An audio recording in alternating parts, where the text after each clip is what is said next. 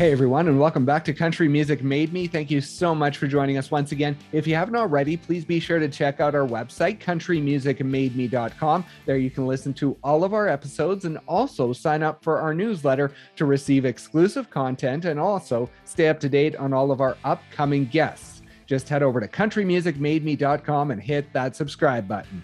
You can also find us on any streaming platform, so if streaming is your thing, just head over to your favorite, search Country Music Made Me, and give us a follow there as well.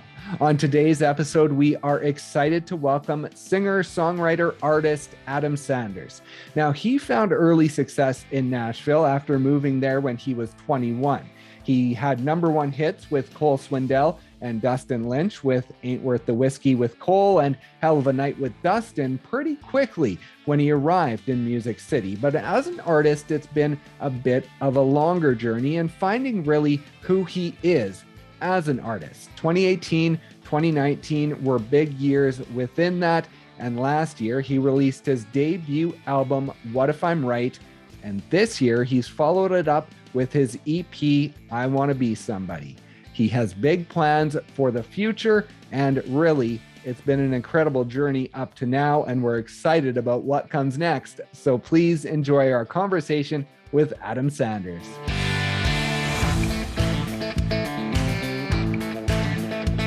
Let's start out with your early days in Florida. Now, I heard you talk about when people think of Florida, they think about the beaches and the sun and the city. But for you, it was really on the outskirts of Florida, within the farmland and with sort of within the wide open country. Yeah, right in the middle of the bar of Florida. I describe it as South Georgia, basically, is what it actually is. But yeah, we had a lot of pines, a lot of farmland, swampy areas and that sort of stuff. And so, Florida is two different states to me for sure. And I'm from the rural part of Florida. So do you think that things would be different within your songwriting and within your life if you would have grown up more in the Florida that people know? Oh, absolutely. I feel like I've always been a guy that tries to write about what I know, and what I know is, more of a rural lifestyle. But yeah, I think if I would have grown up maybe closer to the beaches and that sort of stuff, maybe I have a little more of a Jimmy Buffett, kind of thing going on. But no, man, that's I got to go to the beach a little bit as a kid, but lakes and rivers and that sort of thing was sort of our thing, for water. And, Florida has some beautiful, sort of intercoastal things. And so there was a river called the Itchtuttney River that's crystal clear, that we used to go to a lot. It's the same water temperature year round. And so that was sort of our stuff. The beaches weren't necessarily our thing. Awesome. And the people within your life, I wanted to talk about maybe some influential people.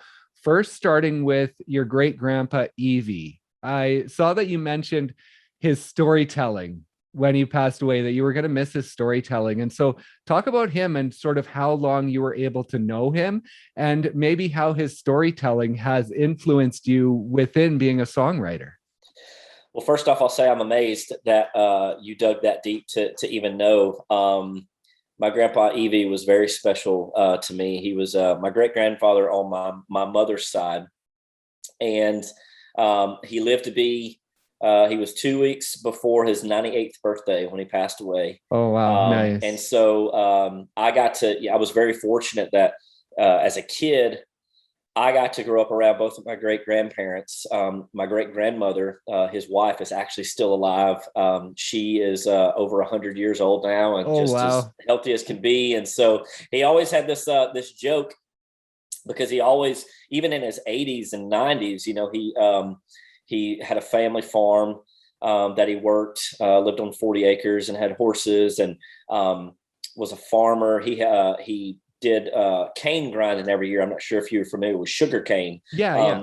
So sugar cane is basically what you make syrup out of. And so he would every year plant cane, and then we would have this big family event where we would go and make syrup, like maple syrup, but this was cane syrup. And so, we always joke, we were like, how are you in such good shape? And he said, I'll tell you, he said, I drank one sip of a beer and took one puff of a cigarette. That's all I've ever done in my life, as far as bad things. And so, but yeah, man, he was a guy, I had so many things. I remember, again, he had a lot of cattle, and he thought that it would be funny to name a cow that he got .com, because they started selling cattle online, and so he named the cow .com, and so which was really cool. And I remember I was a kid when I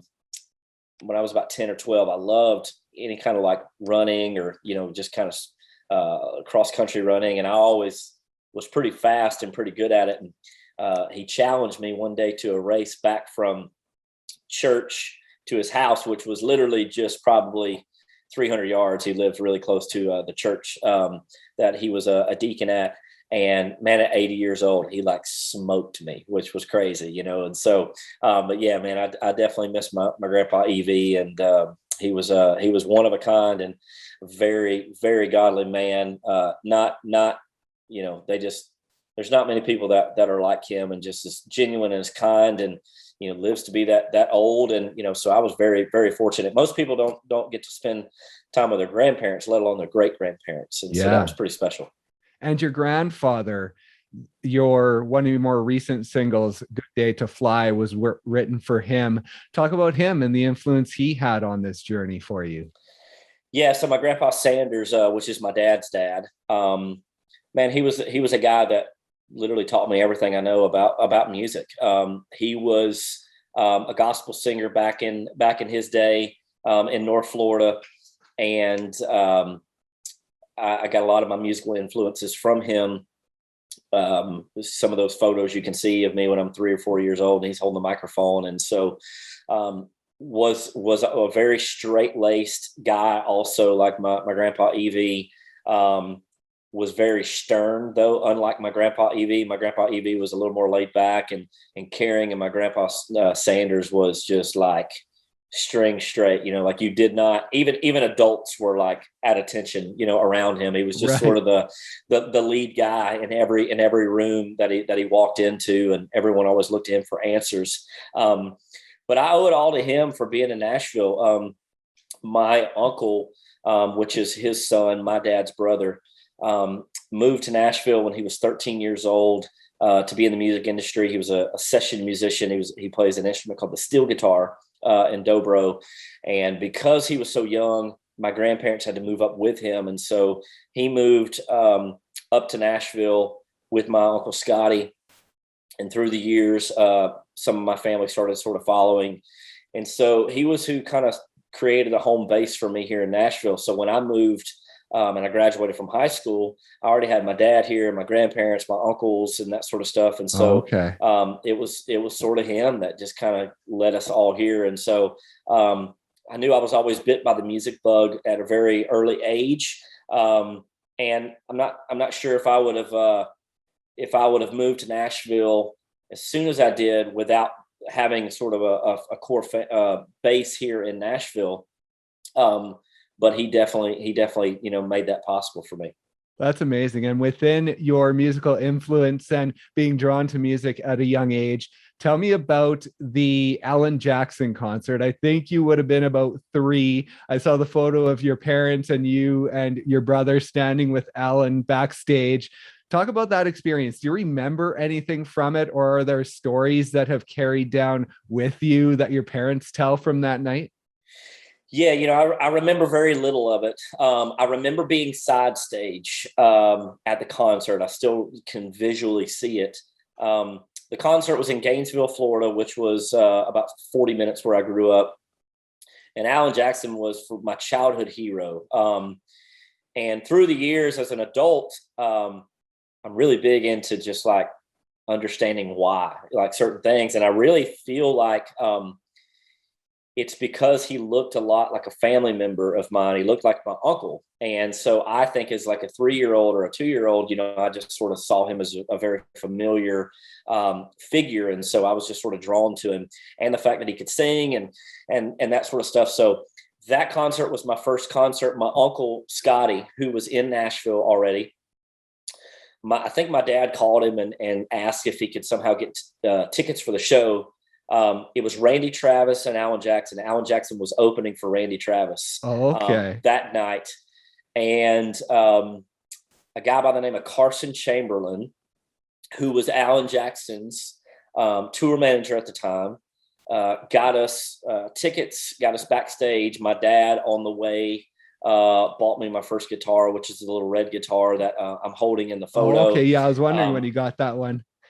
Alan signed it and signed it "Best Wishes, Alan Jackson." And it was just something that for me, man, was just like, from day one, I knew that, music chose me. I didn't necessarily pick music, but those were things that really just sort of fueled me. And so for the next, 5 or 6 years, I just idolized Alan Jackson. I wanted to be him in everything that I did. I wanted to dress like him, play the same kind of guitars.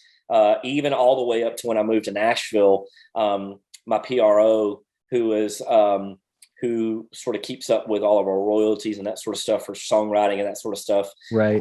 I went to ASCAP because through the years I would look at the booklets and I would see ASCAP next to Alan Jackson's name. And so for me, I was thinking, well, if it's good enough for Alan, it's good enough for me. And so within the performing of music, when did that begin, and performing around Florida and starting to get out there and sort of get your feet wet within being a musician? Literally, as far back as 3 or 4. Wow. I remember performing for family members just in my living room, or whatever. And I performed at my first daycare before I was kicked out, which was funny. Why were you kicked out? For talking too much and singing too much when I would try to, they'd try to put us down for a nap, and I was just a kid that wouldn't have it. So, right. But that transitioned into even grade school, performing at talent shows in school or performing for my classmates. I just always loved to sing, and I love to make people feel something. I even remember if I would get in trouble, I was never a bad kid for doing anything like super bad, but I was definitely a kid that just loved to talk and sing and just kind of be center of attention. So if I ever got in any kind of trouble for talking too much or whatever, I'd go to the principal's office, and the principal would make me feel like he was going to call my parents, and he would say, "Hey, if you sing me Chattahoochee, I'll let you go back to class." And so I would just immediately start singing, and my teachers would actually pay me money, pay me $2 or $3 to sing, which was crazy. Wow. And so all of that literally was a part of my life all the way up through high school. And then I started, through middle school, I started entering contests. That was local contests that was put on by the radio stations, and was very fortunate. We had 2 radio stations in North Florida where I was from. They both had sort of the same contest, and the winning prize was $1,000, and I ended up winning both of them through the years. And I sort of invested that money back into music equipment so I could travel and kind of start doing my own shows, and I could have a way to practice at my house. I remember always buying karaoke tracks and singing the karaoke tracks. And so, yeah, it was always a part of my life, literally all the way back as far as I can remember. And the songwriting began at the age of 12 when your Uncle Scotty phoned you and said, if you want to do this, then do it and start writing. And so within that experience, when you began songwriting, what did it make you feel inside? Was it a pretty special feeling right off the beginning when you began writing? Well, it's amazing how God works, and just like the fate of it all, because of that conversation, he was planting seeds in me at a young age. And I think he saw how much I wanted to be in the music industry. And that was his way of saying, hey, this could be your way in the music industry one day, which fast forward, it actually was my way into the music industry.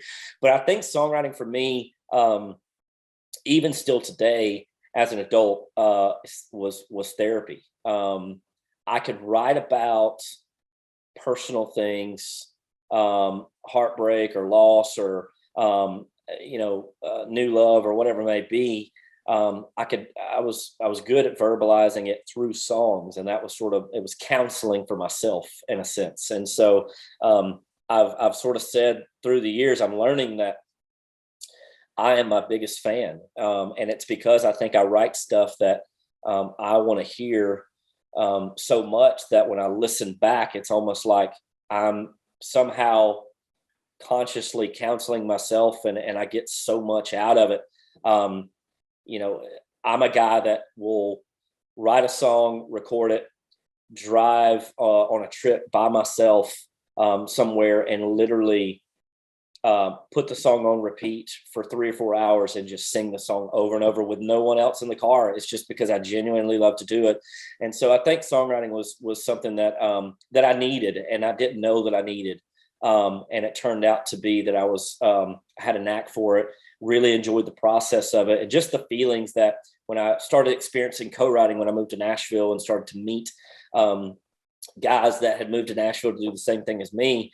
I just remember it was like a drug, man. It was just like such a high and so fun. It still is today, even 11 years into it. I still get those feelings like I did, way back when. And so when you first moved to Nashville after high school, you're very involved on the performing side, but you're getting more involved in the songwriting side as well. And it seems like both were sort of fulfilling something within you. And so when you first moved to Nashville, where was your mindset? Were you focused on, I'm going to be a writer first and then transition to an artist, or I want to be an artist and then you sort of fell into songwriting? Or where was the mindset of what you personally wanted to do when you first moved to Nashville? Well, my ultimate goal was to always be an artist. And unlike a lot of people that are in music today, I feel like a lot of people find this as a career path later in life, whether it's in college. They sort of say, man, I never thought that I would be in country music or whatever. And Yeah. for me, it was just, A1 from day one. And so my dreams and aspirations was always to be all the way to the top of the mountain, be my generation's Alan Jackson, or George Strait. And so when I moved to Nashville, I moved in with my dad. I started working in construction with him. And I really just kind of sat back and I was like, man, I just really kind of strategically looked at how was the best way for me to start climbing the mountain. And I looked at one route as, man, I could try to go get on The Voice and hope Blake Shelton turns his chair around. Right. Or I really like songwriting, and I could try to use that as an avenue. I had seen that model sort of work for other artists, as far as writing songs for other people and then sort of come into the artist that sings those songs yourself. And so that was the route that I took. And I'd been in Nashville for about 2 years, just writing songs, trying to hone my craft. And I met a guy by the name of Ryan Boswell, who worked at ASCAP at the time, who was my rep that I didn't even necessarily know. Ryan heard some of my songs, helped me shop them around to get a publishing deal. And so my first publishing deal was after about 2 years of being in Nashville. And man, it was just crazy how fast out of the gate things started happening. 6 months into my first deal, I got my first cut, which was a song called Out Like That on Luke Bryan's Crash My Party album. Right. And from there, man, it just kind of exploded from there. And so that was a way for me to sort of say, eventually, maybe if I could keep writing these songs for other people, maybe someone would look up and say, well, this guy's writing them and he can sing. Maybe he should be the one recording them. And so that was sort of the philosophy behind it. Right. And now talk about Cole Swindell and your relationship with him and what that's meant for this journey, because that was your second number one. Was he was first and then Dustin was second. So yeah, just talk about that relationship and what it has meant, not only as a songwriter, but also moving into the artist career. Yeah, I don't think I don't want to speak for him, but when we first started hanging out, I don't think either one of us knew how much of an impact we would have on each other's lives. I'll never forget. This is back in the MySpace days. I ran across a guy by the name of Josh Martin. Josh and I got together to co-write, and he was the first person that introduced me to Cole. And he said, "Man, I got this guy that's a friend of mine. I feel like you guys would just get along really well. We should all hang out together." And it turned out to be Cole. And we started co-writing and watching sports together and just kind of hanging out on the weekends. And a lot of our success that we shared together in the songwriting world was in in our early days of Nashville. He had just signed a publishing deal. I hadn't signed a publishing deal yet. And, because he became an artist, that was an avenue for a song that we had wrote together, which was Ain't Worth the Whiskey. We wrote it way back. I think it was 6 years before the song was ever recorded, which ended up being by him. And so, yeah, it was my first number one. It was his third consecutive. I still think today, he would tell you that's his biggest song live. Even after, what is he up to, 4 albums now, and so, so it's very special. And Cole's a guy that, man, there was a lot of days for me that, I had all this songwriting success going on. And I couldn't figure out why it wasn't transitioning to a label deal. Right. And there was a lot of frustrating days back in those early days. And he was a guy that always told me, he was like, "You're better than 95% of these guys, just keep doing your thing and keep running your race." And he's like, "I promise you it's going to happen." And so he's a guy that's always believed and given me opportunities to tour. He's walked into record labels, big major labels, stuck his neck out and was like, "Y'all are idiots if you don't sign this guy." I mean, he's literally done that for me. And as a guy that I still think continues to believe. I don't think we don't get to really see each other as much as we used to. But literally I can see him tomorrow and it's like we never, spent a day apart. Right. And so you get that number one, then you get your second number one with Hell of a Night by Dustin Lynch.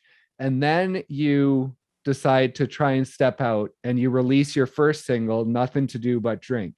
Now, this is a song, it's been on my playlist ever since it came out. Like, I've known you ever since then because of that song, but it didn't necessarily do what you wanted it to do for your artist career. So when you look back on it, talk about that moment. And were you ready as an artist when you released that song?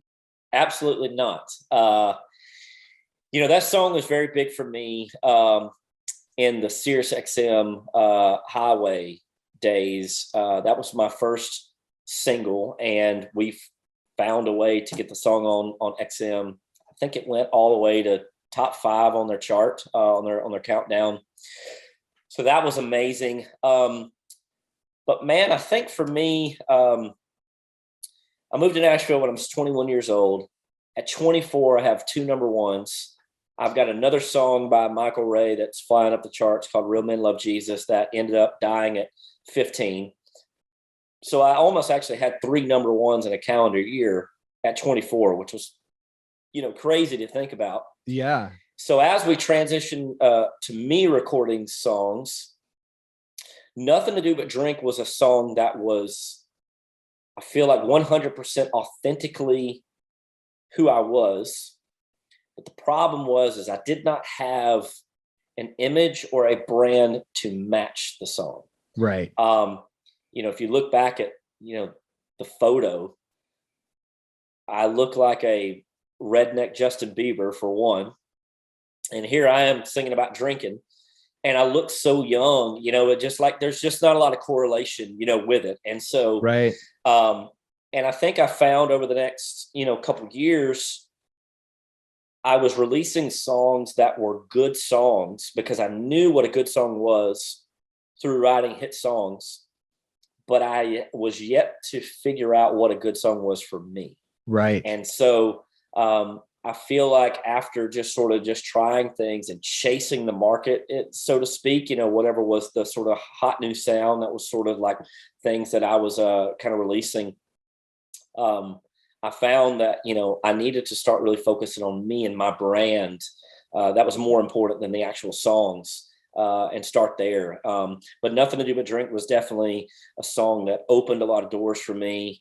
I always kind of say, I was like, man, I would have given anything if someone would have took that song and they would have said, hey, we're going to keep you under wraps for 2.5 years. And we're going to work on you and grow you as a man and, from a kid, and get you in the gym and put a little weight on you and get your hair right and get, things that are authentic to you, that will fit this song, and then let's come with it, but that didn't necessarily happen. But like I said, I still think that song, really exceeded expectations. If you think about it, being an independent artist, and I think we sold 80,000 copies of that single back when you could sell singles. Right. Like I said, it went top 5 on XM, the highway. It opened a lot of doors for me. And so it was definitely one that, it's crazy. That song still, after all these years, still sticks around for a lot of people. Yeah, absolutely. And so through the next few years, as you begin touring, as you begin releasing more singles, were you still focused on, I want to be an artist, or were there a lot of times where it was like, writing is going so well, why don't I just stick with that? Why don't I just do that and not worry about trying to push this artist career forward? No, I was definitely, at that point, I kind of feel like I was so hungry and eager to make my artist dreams come true that I actually thought that the way that how fast my songwriting career started to work, and don't get me wrong, it was a lot of years of hard work, but songwriting the successes came relatively early for me in my days in Nashville. Right. I just sort of thought, hey, my artist career is going to sort of do the same thing, and I felt very confident in it because I was like, man, I've put in the time and the work, and this is what is supposed to happen. But I think I found myself in a situation where I'm still really focused on being an artist. I didn't have a lot of direction, but I didn't necessarily know I didn't have a lot of direction in those days. It was more of, I thought I knew what was needing to be done in that world. But on the co-writing side of things, I think I was just in a spot where we were just trying to write good songs. And if it was something that I recorded, or something that other artists recorded, great. I knew that it would all eventually lead back to, fueling the fire, per se, regardless if it was something I recorded or someone else. And so I was just trying to, write and record, the best songs I could write.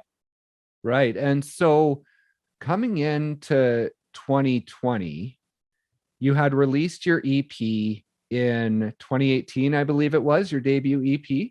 And so coming into 2020, did you yet know who you were as an artist, even after the release of that EP, did you find? So I feel like somewhere around 2019 was when I really started to connect the dots. And I really treated 2018, 2019 as a chess game, per se. And if you go back and you look at what I'm about to say here, it may make a lot of sense. So we had a lot of success with the EP. At that point, I was in a spot in my career where I'd only released 1 or 2 songs a year, and I was begging to release more music by my management and my publisher at the time. And I'm like, please, we have to give music to the fans. And how we did that was we actually just took a lot of demos that I had recorded that wasn't, pitched or wasn't picked up by other artists, and we accumulated that EP from that. So we still didn't really go in and sort of have like a producer and a certain sound. It was just like, hey, here's a batch of songs. And we had a couple of them that did really well. My publishing deal had ran its course. I decided to make a change from management, booking agent, and just kind of start over clean. Because I started to feel like naturally where I wanted to go and trusting my gut more was maybe not where they were sort of seeing things. And so I was like, man, let's just, sort of tear it all back down to the foundation and kind of build the house back up again. And so at 2018 and 2019, I was completely independent. I didn't have a manager, booking agent, publisher, any of that sort of stuff. So what I started to do was I started sort of strategically putting out songs to test the market. So I kind of put out a song called "We Live It." That's like an anthem for people. And then I had a song called we had "Miss Me Memphis," and we had a few others, "Life I'm Living," and they were all just kind of different things. But I wanted to see the reactions from fans as they individually stood on their own. Right. And I kind of started to think, okay, I realized I started to see a pattern, what started to really work for me and translate for me. And so once we sort of went through that process, I looked back at all of my analytics. And at that point I had built up over 100 million streams as an independent artist. And I'm like, okay, clearly there's something here. Yeah, definitely. If fans are listening to it and it's still been an independent thing, but I feel like I can really get this thing really tight, tighter now. And so I sold my publishing to songs I had written, for other artists of the years to fund my debut album. And that was the first time in 10 years of being in Nashville that I felt like I had a cohesive sound. I had one producer on the whole project. We did it exactly how I wanted to do it and say it. And it was crazy what that album did. It started to really open the floodgates for me. And how exciting was that to be able to release a full album? Like, you had 13 songs on an album. Like, no one does that anymore. Really, it's crazy how little there are albums that are past like 5 or 6 songs. And so how exciting was that for you to put together this cohesive package of 13 songs? And I believe there was only "Make 'Em Want to Change" was the only single from sort of between 2018 and 2020 that you put on the album. So you weren't necessarily pulling from that old material. And so how exciting was that to have that project? Well, honestly, it was a dream come true. Like when I feel like when you move to Nashville, that's sort of, bucket list stuff of like, right next to getting a record deal, it's, releasing a full album. And it was crazy. I just had never had those opportunities to do so. And so, yeah, it was awesome to be. And I had written 8 years worth of songs to that point. So I had hundreds of songs laying around. And so once I kind of felt like I really figured out what my thing was, I started to just sort of cherry pick from all those songs, whether it was something that I had just written 2 weeks prior to recording the album, or stuff that was all the way back, written back in 2015. And so that's sort of how we assembled that project. And so how freeing was that to finally be in a space where you're looking at 8 years worth of songs and finally being in a space where you know what songs you want, what your sound is. You're not just picking what you think might be a radio hit or what you think others might like. You're picking songs that fit within who you are as an artist, really for the first time, it sounds like, in your career. Yeah, I've heard a saying that says there's a huge difference in when you think you know and you know. And that was the first time that I knew, like sort of what I was meant to sort of sound like and sing and what fans wanted me to be. I like all types of music, and some of the songs prior that came out for me was my sort of bread and butter, and what I was hoping that would translate didn't necessarily translate that well. And so it was definitely freeing, but it was also it's without a doubt the hardest thing that I've ever accomplished in my life, because it was 100% self-funded, with my own personal money. I basically took my quote unquote retirement and just sort of bet the farm on the whole thing, and said a lot of prayers. All of the decisions from artwork to, track sequence, all that stuff was all on me. It was like me, handling all of that. And as I assembled my team through PR and digital marketing and all that kind of stuff, I was making a lot of executive calls. And so, like I said, it's amazing to have the freedom to be able to do those things. But again, there's a lot riding on it also. When you get it wrong, you don't have anybody to blame but yourself, Yeah. And so it's definitely challenging, but it's something that I sort of relish in. I love it. Right. And coming into 2022, you have the new EP, I Want to Be Somebody. Now, how important was it for you after all these years of sort of releasing a couple singles per year, and then finally your EP in 2018, and then a couple of years go by and you have the full album? How important was it for you to jump right back in after that album and continue to create, and not just sit on that album for a couple of years and see how it does?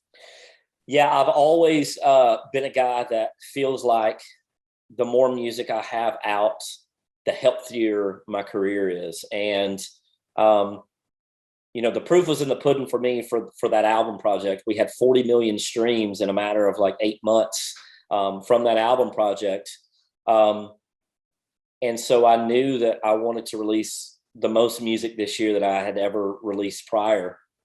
And so my thought process was I wanted to get into a sequence of trying to release 6 songs every quarter.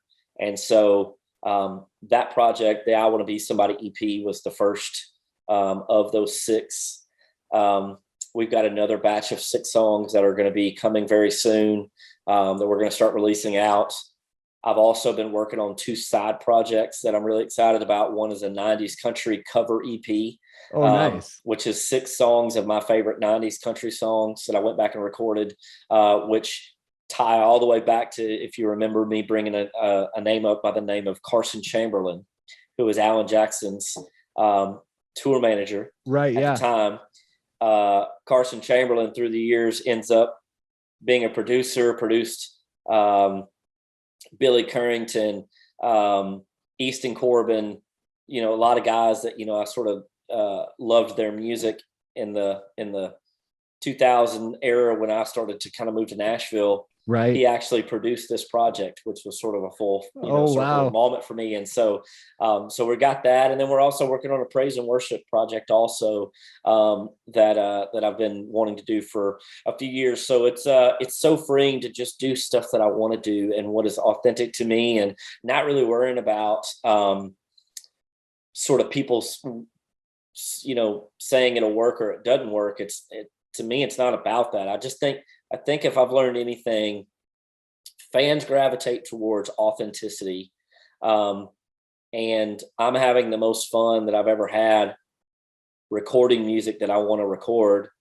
And if it's outside of the box, who cares? I think that fans will gravitate towards it, because I know personally, there's a lot of people out there that still loves all of those 90s songs. And when they hear some of these songs, I feel like it's going to be a blast from the past. And I think that it could be just as successful as any new music that I put out.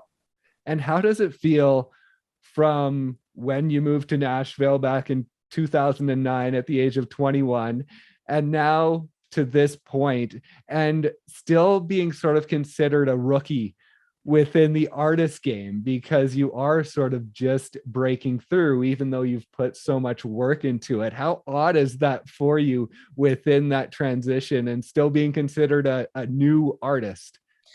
Man, I think the biggest, one word I could say is confidence. I really feel that 33-year-old Adam versus 23-year-old Adam is worlds of difference. I've always had the drive and the ambition to do what I'm doing now. And I think that if it, back then, if they would have said, "Hey, Adam, dig this ditch for 100 miles long, I would have done it, it sort of thing. I just had that much drive.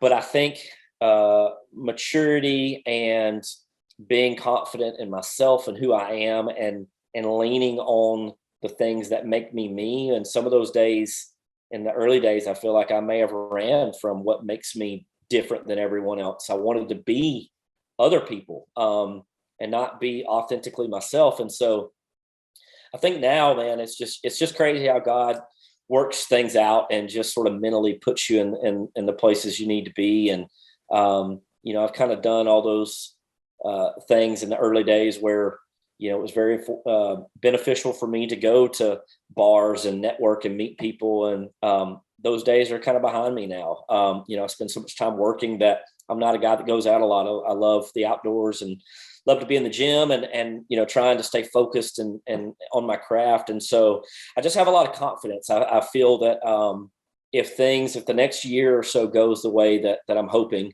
Lord willing, that, man, I'm in such a good spot to do things that may have never been done in country music. And so it makes it so much sweeter when I look back on those days of, like, couldn't necessarily go to sleep at night because I was thinking, how can I not have a record deal? And I think that maybe my path all along was meant for me to not have one, all through all those years. And who's to say that in the next year or two that I won't, sign a record deal that is probably way more in favor than it would have been in those early years because of what I've been able to build. Or if that's not the path for me, man, I'm becoming a guy that is doing things that I don't think we've ever seen in country music, in an independent scale that is in a quote unquote top 40 country radio sound. Right. Yeah. And so, man, I'm excited and just very fortunate to be where I am. And one of the things that I think you're doing that's different is on, I don't know if it's for the last album or this EP or an upcoming EP. I saw an article that talked about you setting aside 10% of net streaming revenue for your co-writers. Now, talk about what that means. Yeah. So I, being a songwriter at heart, was very fortunate to be financially compensated through my work, through songs that made it to country radio. And I still feel that, writers can financially make a pretty decent living through songs that's on the radio. But being an artist up to this point who has not been able to be a guy that's on country radio and living more in the streaming world, I wanted to find a way that songwriters could still be financially compensated through just digital streaming, because the difference is so mind-blowing. It literally would take hundreds of thousands of streams to equal, $500, which was, Wow. crazy. So it's almost impossible. And so being an independent artist and owning my masters, because I am my own label, I can allocate, a certain percentage to my songwriters. And so that's something that I want to do and be a voice for songwriters and really just try to find a way to be, I don't really want to be a guy that is on one side of the fence or the other, as far as standing with songwriters and sort of saying to the Apple Music and Spotify's of the world, hey, we hate your guts for what you're doing. But I also, don't want to stand on the other side of the fence and alienate songwriters. I want to be a guy that can figure out a way to bridge the gap and understand, like, hey, I don't necessarily know all the answers to the questions and how to fix it, but I know that this is how I can be a guy that can help start the conversations and bridge the gaps until we can figure it out, and understanding that we're all in this together and we don't have to be so divided. Right. That's amazing. And one last thing I want to ask, we've talked about this journey and sort of the ups and downs within it. But when you look back on being 3 years old, seeing an Alan Jackson concert, getting your first guitar, being bitten by music at such a young age, when you look back to that 3-year-old kid standing beside Alan Jackson and you look at yourself now, what do you think of the journey? Man, you'll make me tear up. I think he would be proud for never giving up. For whatever reason, and maybe this was God speaking to me so young, man. I've never been in life the best singer. I've never been the best guitar player, the best writer. I've never really been anointed as like the guy. There's certain artists that I feel like in Nashville that, just get those opportunities. And for me, it was never that. It was always through hard work and grit. And even back in my early ages of when I would go to school and I would sing for my teachers, I don't think they necessarily looked at me as like, oh my God, this guy's, such a good singer. They just saw how much I loved it. And they always told me, even fans still today drill into my head, never give up on your dreams and never stop. And there's a lot of days that I wanted to, but I'm almost so programmed to not know how to stop, sort of thing. And until I do reach it, one day. And so I think just, all that I've been through, yes, I've had successes, but I've also had a very big vision and dream. It wasn't just move to Nashville and record music. It's move to Nashville, be the biggest act in country music that we've ever seen in our format. And so when you've got a canvas that big to paint on, you need a lot of paint. And so I would say that, it's not one that if you would have set me down at 3 years old and laid out and said, hey, Adam, this is what you're going to have to go through to get where you want to go, probably would have scared me and I probably wouldn't have done it.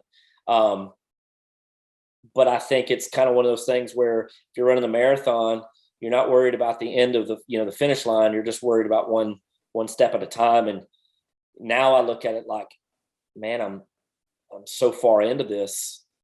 Why stop now? I'm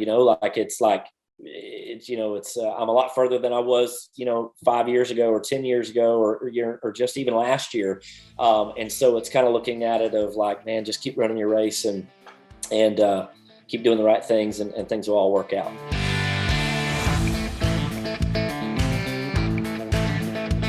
Thank you so much once again for listening, and thank you to Adam for stopping by and sharing his story.